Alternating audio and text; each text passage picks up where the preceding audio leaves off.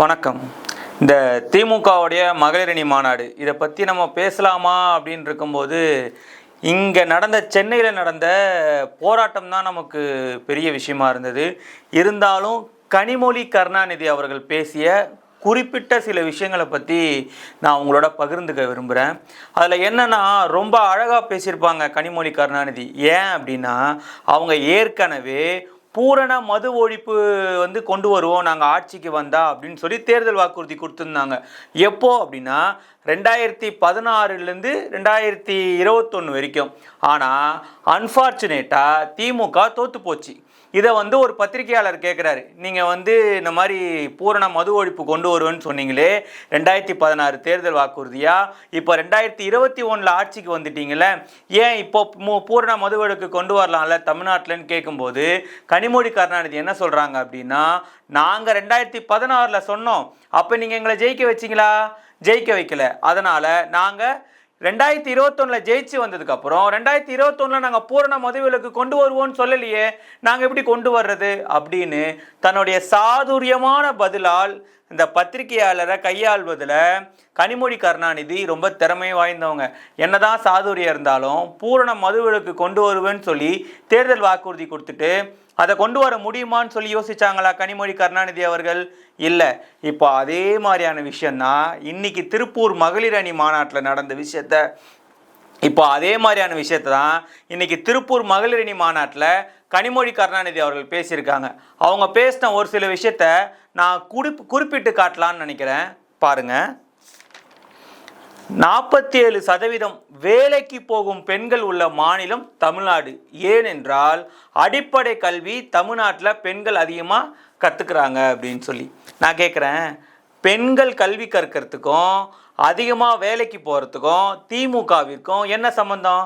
இன்றைக்கி அதே வேலைக்கு போன பெண்கள் தானே இடைநிலை ஆசிரியர்களாக போராடிக்கிட்டு இருக்காங்க தன்னுடைய பணி நிரந்தரத்துக்கு.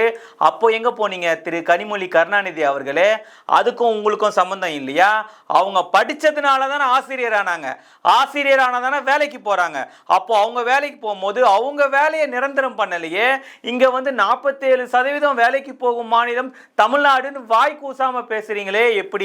அதில் இன்னொரு விஷயம் என்னன்னா, பெண்கள் பாதுகாப்புல தமிழ்நாடு முதலிடம் நீங்க சொல்றீங்க. உங்களுக்கு இந்த பேப்பர் படிக்கிற பழக்கம் இருக்கா? இல்லை இந்த நியூஸ் பார்க்குற பழக்கம், இல்லை ஃபோனில் எதனா பார்க்குற பழக்கம் இருக்கா? அப்படி பார்க்குற மாதிரி இருந்தால் பெண்கள் பாதுகாப்பை பற்றி நீங்கள் பேச மாட்டீங்க. ஏன் அண்ணா பல்கலைக்கழக மாணவி இது பாலியல் பலாத்காரத்தில் உங்களுக்கு நினைவில்லை? ஞானசேகரன் ஒருத்தர் கைதானார்ல, இன்னைக்கு அவர் மேலே போடப்பட்ட குண்டாசு ரத்தம் இருக்கு தெரியுமா உங்களுக்கு? அப்போ ஞானசேகரன் அண்ணா பல்கலைக்கழக மாணவிய பாலியல் பலாத்காரம் பண்ணாரு. அந்த மாதிரி எத்தனை மாணவிய பாலியல் பலாத்காரம் பண்ணாரு? உங்க அமைச்சர் மா சுப்பிரமணியனோட ஒன்னா உட்காந்து பிரியாணி சாப்பிட்ட ஞானசேகரன் இன்னைக்கு அவர் மேல போடப்பட்ட குண்டாசு ஏன் ரத்து செய்யப்பட்டது? இதுதான் பெண்கள் பாதுகாப்புல தமிழ்நாடு முதலிடமா? வாய் கூசாம பெண்கள் பாதுகாப்புல தமிழ்நாடு முதலிடம்ன்றீங்க. ஞானசேகரன் வடக்கோடு நின்னுச்சா? கோவையில கூட்டு பாலியல் பலாத்காரம் என்ன நடவடிக்கை எடுத்தீங்க? என்ன சொன்னீங்க? ஏன் அந்த பெண்ணு 11 மணி ராத்திரில தனியா போய் பேசுறான்னு?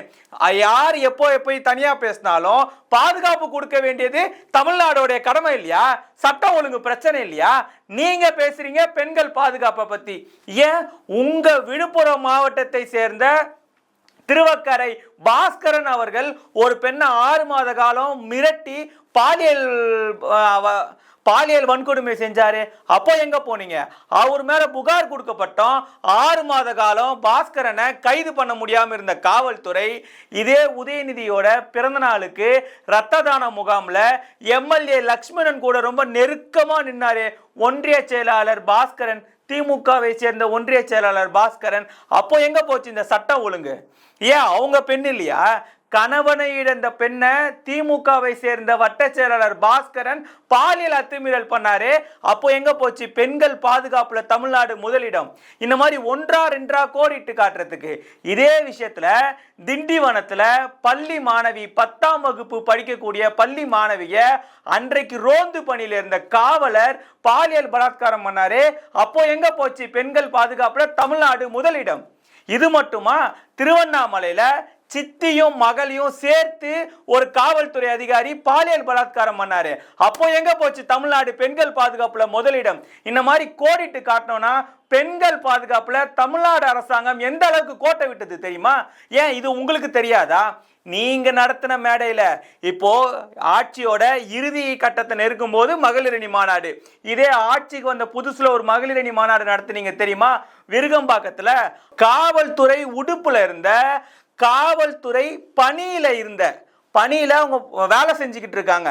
அப்படி இருக்கிற ஒரு பெண் போலீஸுக்கு பாலியல் அத்துமீறல் நடந்தது. திமுக இளைஞரணியை சேர்ந்த 2 பேர் மேல எப்போ எஃப்ஐஆர் போட்டாங்க? எப்போ முதல் தகவல் அறிக்கை பதியப்பட்டது? எப்போ கைது செய்யப்பட்டாங்க? அந்த மேடையில திரு கனிமொழி அவர்களும் தமிழச்சி தங்கபாண்டியன் அவர்களும் பேசி கொண்டிருக்கும் போதே ஒரு பெண் போலீசாரு, அதுவும் காவல் பணியில் ஈடுபட்டிருந்த பெண் போலீசார் கிட்ட பாலியல் அத்துமீறல் நடக்கும்போது எங்க போனாங்க? கனிமொழி கருணாநிதி அவங்க மேல கைது நடவடிக்கை உடனே எடுத்தாங்களா? எஃப்ஐஆர் போடுறதுக்கே 2 நாள் ஆச்சு. இதுதான் பெண்கள் பாதுகாப்புல தமிழ்நாடு முதலிடமா? 1 2 பெண்கள் பாதுகாப்பை பத்தி பேசுறதுக்கு நீங்க பேசுறீங்க பெண்கள் பாதுகாப்புல தமிழ்நாடு முதலிடம்னு. இந்த மாதிரி எத்தனை விஷயம் நீங்க ஆட்சிக்கு வந்து 4 ஆண்டு காலத்துல சட்டம் ஒழுங்கு சந்தி சிரிக்குது. ஒருத்தனை கொலை பண்றது அச்சமற்ற தன்மையாகி போய் பகல் நேரத்துல ஒருத்தன் வீட்டு வாசல்ல வச்சு 5-6 பேர் குத்தி கொண்டுட்டு போறான். எந்த கைது நடவடிக்கை எடுக்கப்பட்டது? இதே திருவான்மியூர்ல ஒரு ரவுடியை ஒருத்தன் கொலை பண்ணிட்டு போனான் நடு ரோட்ல. அதை வந்து உங்களால் தடுக்க முடிஞ்சுதா? சட்டம் ஒழுங்குக்கு நீங்க பேசுறீங்க. எதுல தமிழ்நாடு முதலிடம்? பெண்கள் பாதுகாப்புலையா, சட்டம் ஒழுங்குலையா, இல்ல காவல்துறை பொய் வழக்கு போடுறாங்களே தொடர்ச்சியா அதுல முன்னிடமா? ஏன் இவ்வளோ பேசுறீங்க? காவல்துறை ஐபிஎஸ் வருண்குமார் மேல பாலியல் புகார் வரல, அவர் மேல என்ன நடவடிக்கை எடுத்தீங்க? மேலும் அவருக்கு பதவி உயர்வு கொடுக்கல வருண்குமார் ஐபிஎஸ்க்கு. இதுதான் தமிழ்நாடு பெண்கள் பாதுகாப்புல முதலிடுமா? 1 2 பட்டியலிட பெண்கள் பாதுகாப்பை பத்தி பேசுறீங்க, 100 நாள் வேலை திட்டத்தை பத்தி பேசுறீங்களே. உங்களுக்கு உண்மையிலே அக்கறை இருக்கா தமிழ்நாட்டு பெண்கள் மேல? நீங்க சொல்றீங்களே மகளிர் உரிமை தொகை எப்போது வழங்கப்பட்டது? மகளிர் உரிமை தொகை ஆட்சிக்கு வந்த முதல் கையெழுத்தா மகளிர் உரிமை தொகை? ஆட்சி முடிய போற நேரத்துல தகுதி வாய்ந்த மகளிருக்குன்னு மாத்தி பேசல நீங்க. 1.5 கோடி மகளிருக்கு தகுதி வாய்ந்த மகளிருக்குன்னு எவ்வளவு கண்டிஷன்ஸை உள்ள கொண்டு வந்தீங்க. இதுல பாதி பேருக்கு மேல உண்மையிலே கஷ்டப்படுறவங்களுக்கு இன்னைய வரைக்கும் 1000 ரூபாய் வரல. நீங்க வந்து பேசுறீங்க மகளிர் உரிமை தொகையை பத்தி. மகளிருக்கு என்ன பண்ணிட்டீங்க? ஏன் இதே உங்களுடைய அமைச்சரவையில் இருக்கக்கூடிய மதுரையை சேர்ந்த ஒரு அமைச்சர் ஒரு பெண்ணை பாலியல் பலாத்காரம் பண்ணல, அவர் மேல எந்த நடவடிக்கை எடுக்கப்பட்டதா? ஏன் இதே வைணவத்தையும் சைவத்தையும் பத்தி பொன்முடி அவர்கள், உங்களுடைய திமுகவுடைய துணை பொதுச் செயலாளர் பொன்முடி அவர்கள் வைணவத்தையும் சைவத்தையும் எவ்வளவு கேவலமா பேசினாரு. அதை ஒரு விலை மாத வச்சுதானே பேசினாரு. அந்த விலை மாது ஒரு பெண் இல்லையா? அதுக்கு உங்களோட கண்டன குரல் எங்க போச்சு? தமிழ்நாட்டில் பெண்களுக்கு பெண்கள் பாதுகாப்புல முதலிடம்னு வாய் கூசாம போய் பேசுறீங்க. எப்படி பேச முடியுது உங்களால? கனிமொழி கருணாநிதி அவர்களே, நீங்கள் என்ன சொன்னீங்க? எந்த மாநிலத்திலுமே இல்லாத இளம் விதவைகள் தமிழ்நாட்டில் தான் இருக்கிறாங்க. ஏன்? இந்த குடிப்பழக்கத்தாலன்னு. உங்களுக்கு பீர் ஃபேக்டரி இல்லை, உங்களுக்கு மது ஆலைகள் இல்லை, நீங்க பேசுறீங்களா அக்கறை இருக்கிற மாதிரி? இங்க தமிழ்நாட்டில் பெண்களுக்கு பாதுகாப்பே இல்லைன்றது உண்மையான விஷயம். இதை கட்டுப்படுத்தணும், இதுக்கான நடவடிக்கை எடுப்போம், இரும்பு கரம் கொண்டு அடக்குவோம்னு சொன்னீங்கன்னா அதுல ஒரு அர்த்தம் இருக்கு. இப்ப தமிழ்நாடு பெண்கள் பாதுகாப்புல முதலீடுன்னு வாய் கூசாம பச்சையா போய் பேசுறீங்க. எப்படி உங்களால முடியுது? உங்களுக்கே ஒரு மனசாட்சி வேணா?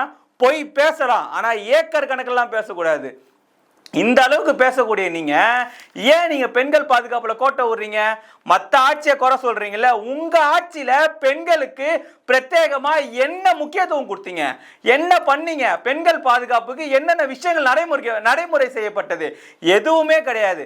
ஆனா மகளிரணி மாநாடுன்னு சொல்லி எல்லா பெண்களையும் போராட விட்டீங்க. இன்னும் 3 மாத காலத்துல ஆட்சி வருகிறது.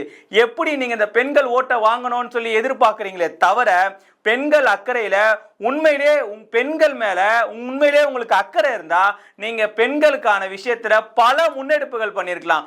பல இந்தியாவுக்கே முன்மாதிரியா இருக்கக்கூடிய தமிழ்நாடு இந்த பெண்கள் விஷயத்துல கடந்த 4-5 ஆண்டுகளா தலை குனிஞ்சு போய் நிக்குது. எல்கேஜி பொண்ணை கூட திமுக சேர்ந்த நிர்வாகி பாலியல் வன்கொடுமை பண்ணியிருக்காரு. உங்களுக்கு ஆதாரம் வேணுமான்னு சொல்லுங்க, நான் எடுத்து காட்டுறேன். நீங்க பெண்கள் பாதுகாப்புல தமிழ்நாடு முன்னிடம்னு எப்படி சொல்ல முடியும்? இது மட்டுமா, சமீபத்தில் ஒரு பத்திரிகையாளர் கைது பண்ணாங்க.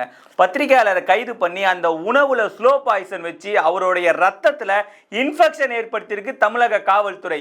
எந்த அளவுக்கு தமிழக காவல்துறையை வச்சுட்டு சீர்மிகு ஆட்சி, உலகம் போற்றும் ஆட்சி, எந்த கொம்பனாலையும் குறை சொல்ல முடியாத ஆட்சி, இதுதான் உங்க ஆட்சியா?